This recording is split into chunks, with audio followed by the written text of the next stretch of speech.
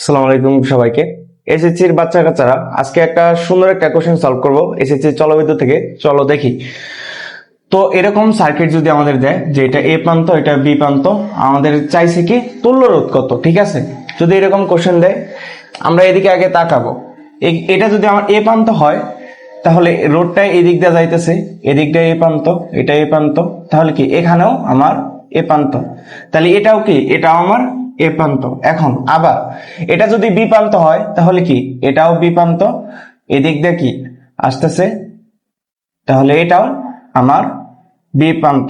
এখন এইগুলা এখানে এ প্রান্ত, এখানে এ প্রান্ত, এখানে বি প্রান্ত, এখানে বি প্রান্ত, এইগুলা কেন হলো? এইগুলা কেন হলো যে এগুলা মাঝখানে কি নাই, কোনো রোধ নাই। বি বি মাঝখানে কোনো রোধ আছে? নিচে রোধ নাই। এ এ মাঝখানে কোনো রোধ আছে? রোধ নাই। আচ্ছা, তাহলে যাইছে এ ও বি প্রান্তের তুল্য রোধ কত? আচ্ছা, এ আর বি, এ আর বি এর মাঝখানে দেখো তো, এ আর বি এর মাঝখানে এখানে কি একটা রোধ? তারপর এখানে এ আর বি এর মাঝখানে কি আরেকটা রোধ? আবার এখানে এ আর বি এর মাঝখানে কি আরেকটা রোধ?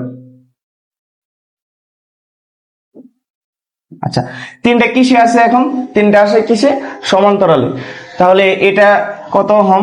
এটা ধরো যে এটা যদি 9 ওহম হয়, এটা যদি 9 ওহম হয়, এটা যদি 9 ওহম হয়, তাহলে এখানে যেহেতু তিনটাই সেম মান, তাহলে এটার তুল্যরোধ কি হবে? আর ই কিউ কি হবে? আর ই কিউ হবে যত আছে তাকে তুমি কি 3 দ্বারা ভাগ করে দিবে, 3 ওহম। যেহেতু তিনটা সেম তার জন্য রোধ কি হবে? 3 ওহম হবে। ঠিক আছে, যদি তিনটা সেম না হইতো তাহলে কিন্তু আমরা ওই যে রোধের যে একটা বড় নিয়ম আছে যে 1/Rp = 1/R1 1/R2 1/R3, এই নিয়মে করতাম। যেহেতু তিনটা সেম তার জন্য কি জাস্ট 3 দ্বারা ভাগ করে দিলাম। তো এটাই ছিল আজকের ম্যাথ।